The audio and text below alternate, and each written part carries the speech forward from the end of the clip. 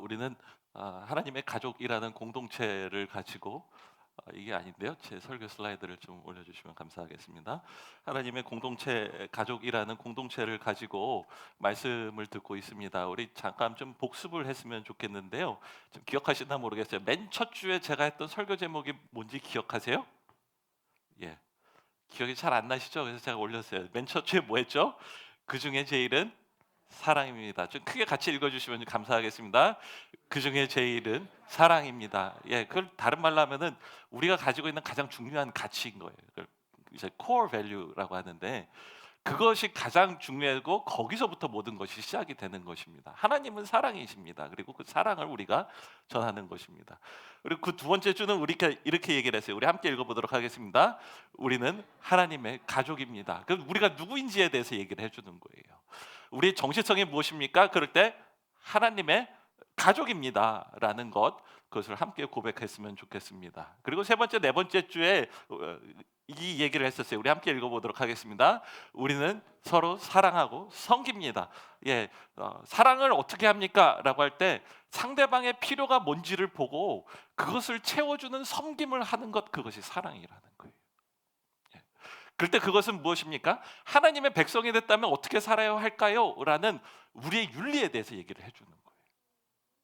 그리고 마지막으로 그렇다면 하나님의 가족으로서 우리가 무엇을 위해서 살아야 됩니까?를 오늘 말해야 되는데 제목은 이것입니다. 우리 함께 읽어보도록 하겠습니다.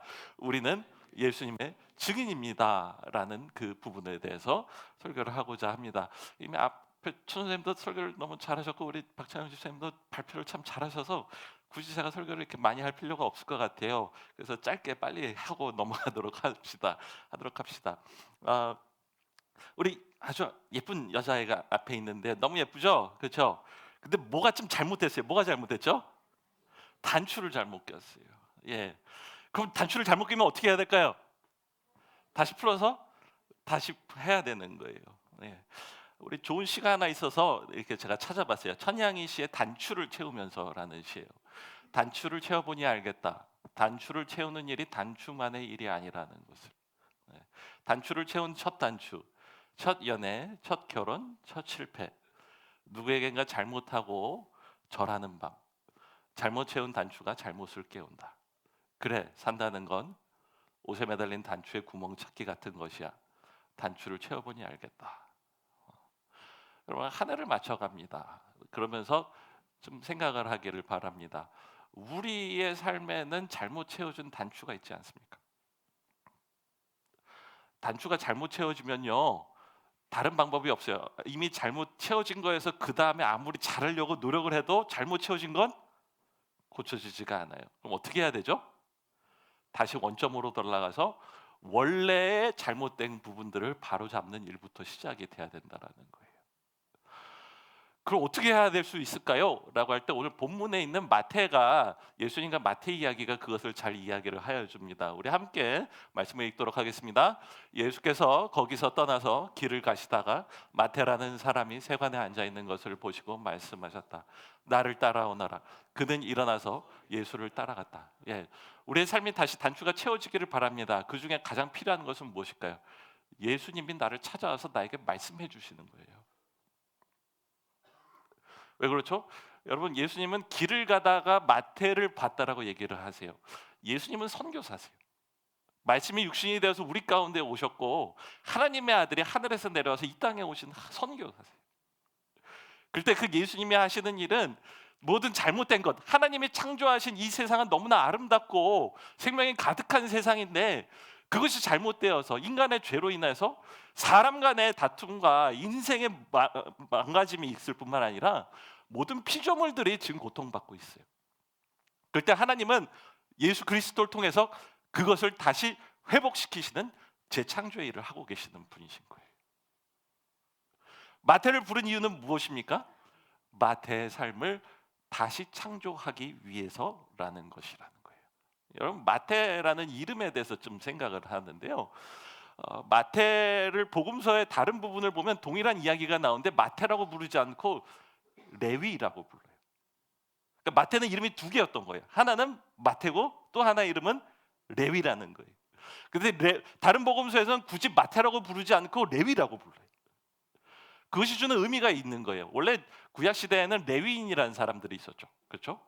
그리고 그 레위인들이 하는 것은 다른 돈 버는 일, 먹고 사는 일에 대해서는 다 전적으로 하나님께 맡겨요. 그리고는 풀타임으로 하나님을 섬기는 전임으로 전적으로 하나님의 성전에서 하나님께 예배드리고 찬양하고 그리고 각종 하나님의 성전을 돌보는 하나님의 사역자였던 거예요. 그럼 먹고 사는 거 어떻게 해결되죠? 이스라엘 백성이 11조를 내면 그 헌금을 가지고 자기의 생계를 유지할 수가 있었어요.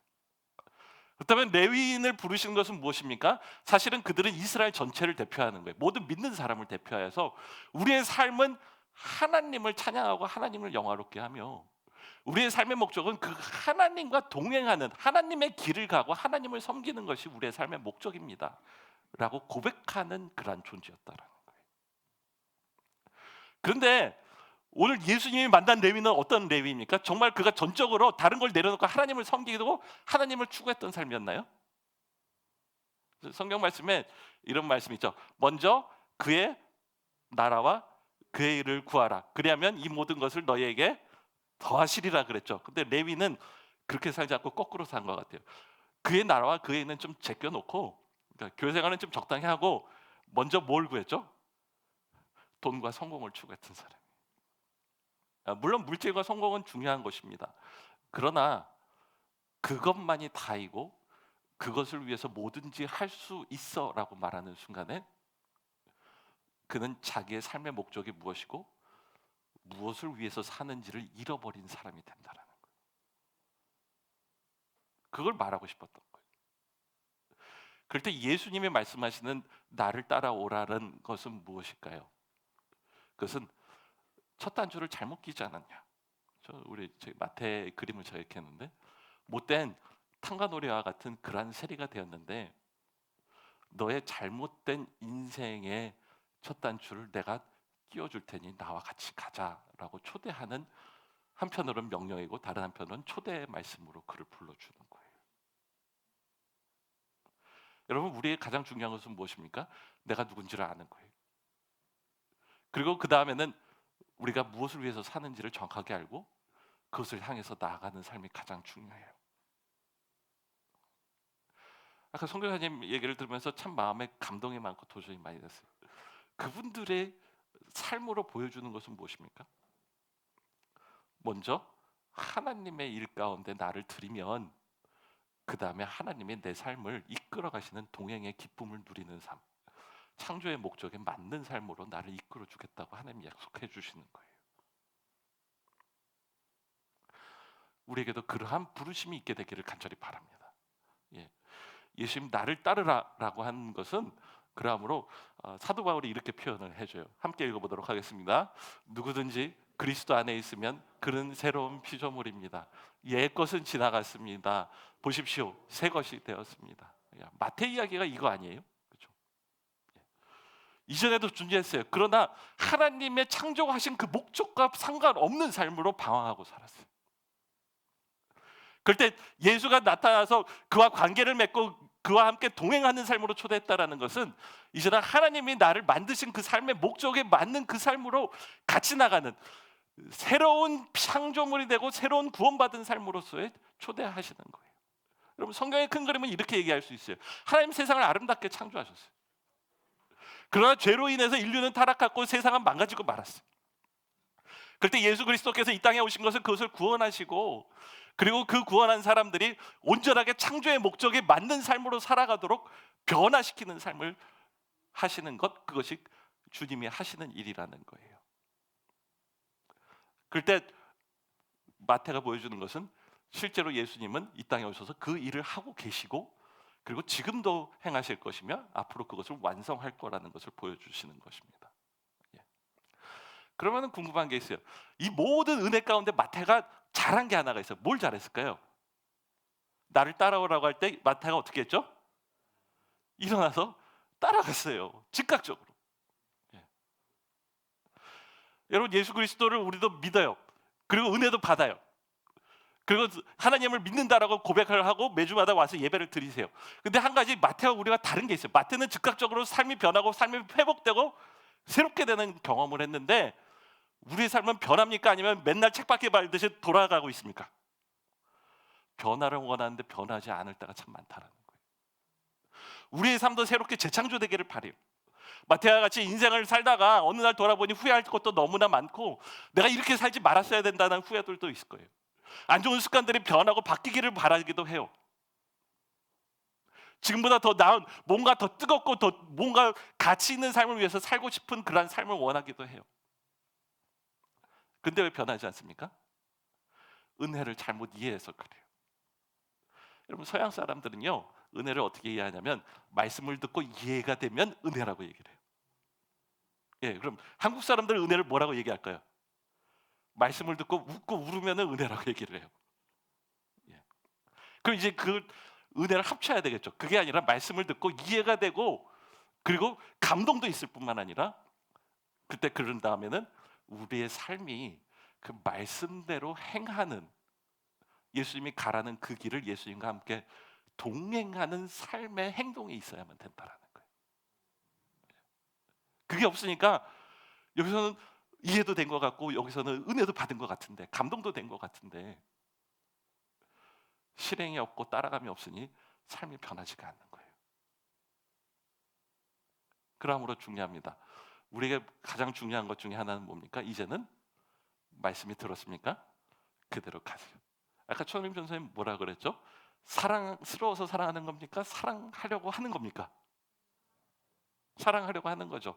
그럼 이제 가서 행하십시오. 재밌게 들었잖아요. 감동도 있었잖아요. 그럼 가서 사랑하기 힘든 사람을 사랑하는 우리 모두가 되기를 바래요. 예수님 우리 불러서 나를 따르라고 했어요. 그럼 이제는 일어나서 따라가야죠. 그런 삶의 변화가 있기를 바랍니다. 자, 근데 그 다음에 마태가 잘한 또 한 가지가 있어요. 제가 설교를 짧게 한다는데 생각보다 길어지네요. 근데 설교가 여기서 끝난 게 아니에요. 예, 제가 설교를 짧게 하니까 여러분 굉장히 은혜를 많이 받으시는데 오늘은 좀 더 할 얘기가 있습니다. 마태가 잘한 또 한 가지가 있어요. 바로 그 다음에 마태가 이거 그냥 넘어가야 되겠네. 예, 마태가 잘한 또 한 가지가 있어요. 우리 함께 읽어보도록 하겠습니다. 예수께서 집에 와서 음식을 드시는데 많은 세리와 죄인이 와서 예수와 그 제자들과 자리를 같이 하였다라는 거예요. 마태가 또 한 가지 잘한 게 있어요. 그것은 예수님을 따라갔을 뿐만 아니라 자기가 아는 주변 사람들을 초대해서 파티를 벌였어요. 그걸 마태 파티라고 하는데 마태 파티에서 그는 예수님과 자기 주변에 있는 사람들을 만나도록 하였어요. 그리고 그들도 예수를 믿고 예수를 따르는 사람으로 변화시켰다라는 거예요. 우리의 부르심에 이중적인 부분이 있어요. 하나님 우리는 한편으로는 부르세요. 하나님의 백성이 되도록. 다른 한편으로 그 부르심에는 그와 동시에 해야 될 일이 있는 거예요. 보내심이 있다라는 거예요. 그리고 가서 예수님이 나를 부르신 것처럼 나도 사람들을 예수님께로 부르는 삶. 부름을 받았으면 나도 사람을 부르는 그러한 자가 되는 것입니다. 이중적이에요. 우리 한편으로는 예수님의 선교의 대상이에요. 예수님이 우리를 찾아와서 말씀하시고 우리의 삶을 변화시켜야 돼요. 다른 한편으로는 무엇입니까? 우리는 예수님의 선교 파트너가 되는 거예요.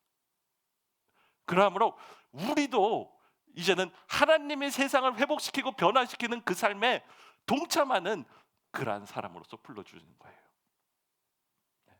이미 캄보디아 선교보고에서 그 이해를 잘 얘기를 해주신 것 같아요. 하나님은 이미 그 땅에서 역사하고 계세요. 그리고 우리 가운데서 역사하고 계세요. 그리고 하나님 굳이 우리가 필요한 것이 아니에요. 그러나 하나님이 우리를 부르실 때 거기에 참여하면 하나님이 역사하시는 그 놀라운 현장 가운데 우리도 같이 있으므로 함께 변화하고 함께 하나님을 누리는 그 삶으로 초대해 주시는 것입니다. 아까 고린도후서 5장 17절에 새로운 피조물에 대해서 얘기를 들었죠. 근데 그 다음에 뭐가 나오는지 아세요? 우리 함께 읽어보도록 하겠습니다. 모든 것은 하나님에게서 났습니다. 하나님께서는 그리스도를 내세우셔서 우리를 자기와 화해하게 하시고 또 우리에게 화해의 직분을 맡겨주셨습니다. 예, 그 두 가지를 동시에 이해하시고 동시에 살아가는 우리 모두가 되기를 바랍니다. 여러분 우리는 예수님의 선교 파트너입니다. 예. 여러분 예수님 베드로를 부를 때 나를 따르라. 그럼 내가 너희를 사람 낚는 어부가 되게 하리라 했죠. 영어로 보면 좀 쉬울 것 같은데 Fisherman에서 Fishers of Men. 그러니까 물고기를 잡는 사람에서 사람을 낚는, 사람을 낚시하는 사람으로 바뀌었어요. 마태가 세리였는데요. 여러분, 세리를 성경에 영어로 뭐라고 했냐면 텍스 컬렉터라 그래요. 세금 걷는 사람. 근데 예수님이 마태를 부르는 순간에 그는 변화돼서 새로운 피조물이 될 때 어떻게 됩니까? people collector. 사람들을 예수님께로 불러 모으는 사람이 됐다는 거예요. 그것이 바로 우리의 삶이에요. 제가 여러 번 계속해서 반복적으로 읽는 책들이 있는데 그 중에 하나는 바로 이 책이에요. 책 제목이 God's Missionary People이에요. 예. 원래는 그냥 God's People이죠. 교회 그러면 하나님의 백성이죠. 근데 그거를 거기다가 하나를 집어넣었어요. 미셔너리라는 말을 넣었어요. 예. 형용사예요. 예. 무슨 말이죠?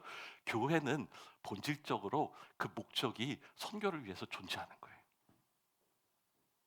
선교하니까 거창한 것 같은데 그게 아니라 오늘 마태를 보세요. 뭘 선교를 했죠? 외국에 갔나요?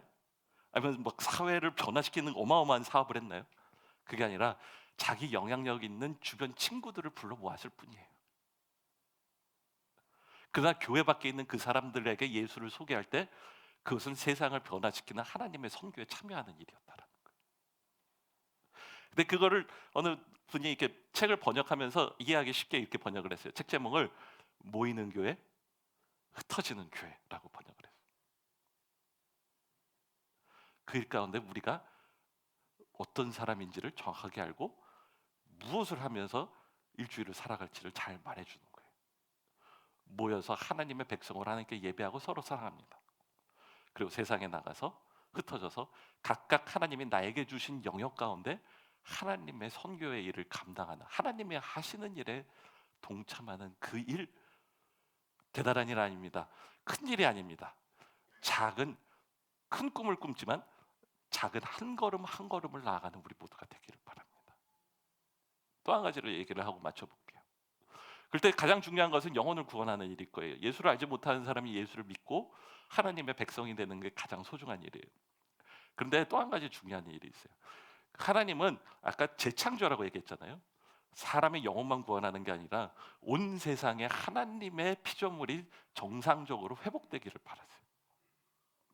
그러므로 가서 망가진 환경에 대해서 환경을 새롭게 바꾸는 것, 가난한 자가 있을 때 그들을 먹이고 배부르게 하는 것, 그리고 스스로 일어날 수 있도록 도와주는 것, 교육을 받지 못하는 사람에게 가서 교육의 기회를 제공해 주는 것, 질병에 걸린 자를 가서 치료하고 위로하고 그리고 돌보는 것들, 불의를 당하고 소외된 자들을 다시 한번 정의를 구현하고 그들에게 하나님의 공의를 공급하여 주는 것, 분쟁이 있고 갈등이 있는 곳에 평화를 주고 그리고 화해하게 하는 일을 하는 그 모든 것, 그 모든 것, 만물을 회생시키는 하나님의 사역에 참여한다라는 것입니다.